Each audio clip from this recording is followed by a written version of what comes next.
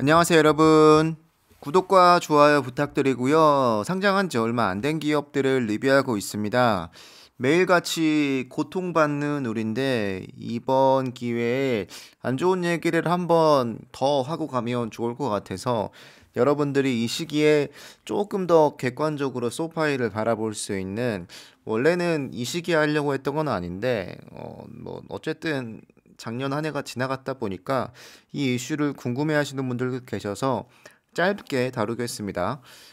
소파이가 골든 퍼시픽 은행을 인수합병을 발표하면서 그 이후에 기사가 많지 않았다가 작년 10월에 소송 관련 기사가 나왔습니다. 많은 사람들이 뱅크 차터가 승인이 나지 않고 있는 이유가 이것도 있다라고 추측을 하고 있는 중이긴 한데, 이게 과연 어떤 문제가 있는지 또 어떤 조치로 이어질 수 있는지에 대해서 두 가지 기사를 보고 이야기해 보겠습니다. 실제로 문제가 있을 수 있고요. 아마 이게 제 개인적인 생각이지만 영향이 있을 거라고 봅니다. 뱅크 차터에 분명한 영향이 있을 것 같고, 이 이슈가 해결이 되지 않는다면 조금은 그래도 좀 걱정해야 하는 부분이 분명히 있긴 합니다. 어떤 이슈로 소송을 당했냐?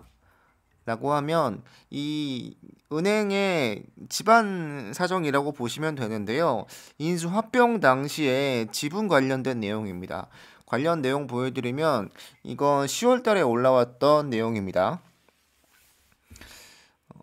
이 거래를 승인하기 위해서, 그러니까 인수를 승인하기 위해서 우선주 의결권이 있는 주식으로 불법적으로 전환을 했다고 합니다. 그러니까 우리가 알고 있는 걸로 하면 우선주는 의결권이 없잖아요. 근데 이 주식을 불법적으로 바꿨다라고 주장을 하고 있고요. 이 주장이 그 내용을 보면 조금 공방이 좀 있는 것 같은데, 결과에 따라서 소파이의 뱅크 승인에 있어서 영향을 줄 수밖에 없을 거라고 보고, 원래 예정이라고 하면 이 골든 퍼시픽과의 승인이 연말까지 완료될 것으로 예상을 했다고 했는데, 이 소송 때문에 조금 이 소식들이 좀 뒤로 미뤄진 느낌이 없지 않아 있습니다. 이 소송을 제기했던 사람은 이 골든 퍼시픽 뱅크의 설립자였고, 의결권이 있는 보통주 128만 주를 소유하고 있다고 합니다. 굉장히 많은 주식을 소유하고 있는데, 당연하겠지만 이 거래를 승인하기 위해서 의결권이 있는 주식의 숫자, 그러니까 과반을 넘느냐 넘지 않느냐가 중요한 건데, 불법적으로 주식을 바꾸어서 이걸 보통주로 만들었다, 그래서 이건 불법이다라고 주장을 하고 있는 중이고요. 내용도 보여드리면 역시 반대하는 쪽은 그렇지 않다라고 이야기하고 있고, 근거가 없는 이야기다라고 이야기하고 있습니다.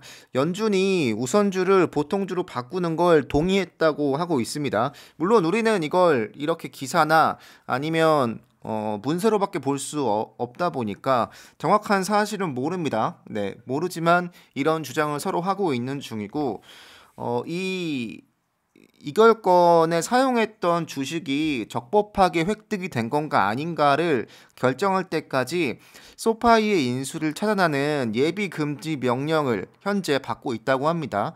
이렇다 보니까 소파이가 원래 이 은행을 승인했던 은행을 합병하려고 했던 이유는 뱅크 차트를 더 빠르게 받기 위한 과정인데, 물론 지금도 내부적으로 이 뱅크 차트를 받기 위한 노력은 하고 있겠으나, 결과론적으로 이 두 회사가 완벽하게 깔끔하게 이 문제를 털어낸 건 아니기 때문에 이 은행 쪽의 내부 문제가 해결이 되지 않는 한 소파이에게는 어느 정도 좀 아픈 부분으로 남아 있는 느낌이 없잖아 있습니다. 주식이 합법적으로 취득되지 않았다고 판명이 된다면 인수를 완벽히 차단한다는 표현으로 해석이 됐는데, 그러니까 인수를 못한다 뭐 이런 느낌으로 받아들일 수 있는 거죠. 그러니까 중요한 쟁점은 우선주를 보통주로 바꾸는 게 과연 적법했냐, 또 승인을 받고 한 거냐 라고 이야기하고 있는데, 아래 보시면 중요한 내용이 있습니다. 그래서 인수에 동의하지 않았고, 나는 인수에 동의하지 않았으면 실제로 안 됐을 겁니다. 근데 어디선가 튀어나온 주장에 따르면 그렇죠. 어디선가 튀어나온 주식으로 인해서 인수가 된 건데 그렇기 때문에 내 주식을 사가라. 나의 이ገል권이 있는 보통주를 사가라. 이렇게 요구하고 있는 중이라고 합니다. 근데 뭐 어떻게 될지는 모르죠. 네. 저희는 좀 지켜봐야 하는 입장이다 보니까 또 아시겠지만 이런 소송 같은 게 뭐 하루 이틀 만에 끝나는 게 절대 아니기 때문에 좀 긴 시간을 가지고 지켜봐야 하는 부분이 분명히 있긴 합니다. 다만 뭐가 맞는지는 모른다. 근데 중요한 건 혹시라도 이 소송에서 뭔가 잘못된다면 뱅크 차터를 신청하는 과정에서 이 은행을 인수하고 더 빠르게 하고자 했던 그 목적이 조금 잘못된 느낌이 없잖아 있는데 이 내용을 또 제가 지금 이 시기에 가져온 이유가 뭐냐면 어제 기사가 나온 게 있습니다. 제가 기사를 보다가 이걸 보고서 이 내용을 말씀드려야겠다고 생각을 했는데 정부 당국에서 지역은행 합병에 대해서 굉장히 좀 규제를 심하게 할 거라는 분석가들의 분석이 있었습니다.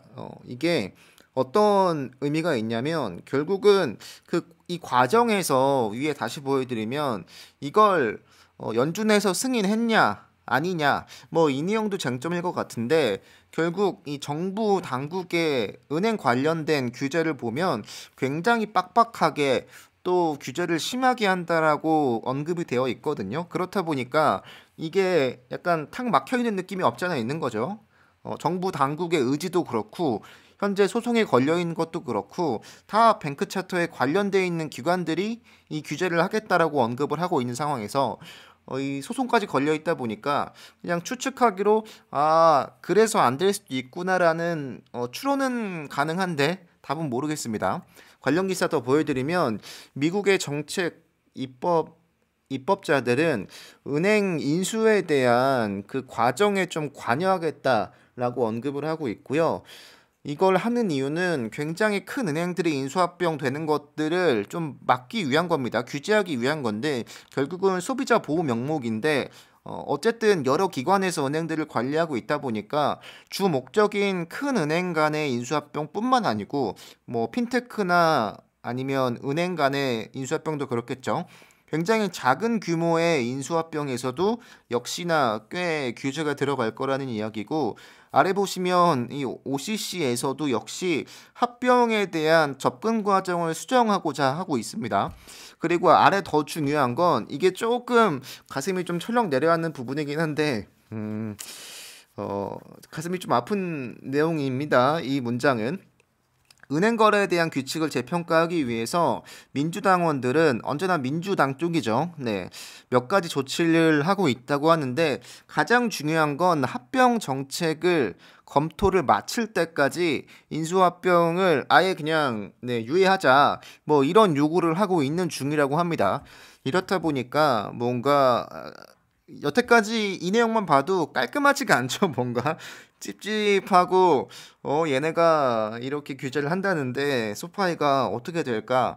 이게 벌써부터 찝찝한 느낌이 없잖아 있는데 많은 분들이 이 내용을 모르실 것 같아서 가지고는 왔지만 조금 영향이 좀 있을 것 같죠. 여러분들이 보시기에도 저는 없진 않을 거라고 봅니다. 아마 어차피 모든 정보를 다 OCC가 주무르고 있는 규제 당국이다 보니까 뭐 이 내용을 안 중요하게 보지 않을 것 같고 결국은 이 승인이 어떻게 됐고 합병이 어떻게 됐고 이거를 따지고 들면 사실은 따지고 들 수 있는 부분이다 보니까 이 내용을 좀 이슈를 좀 최신화해서 여러분께 말씀드리겠습니다. 여러분 감사합니다. 오늘도 잘 버티시면 좋겠습니다. 네, 감사합니다.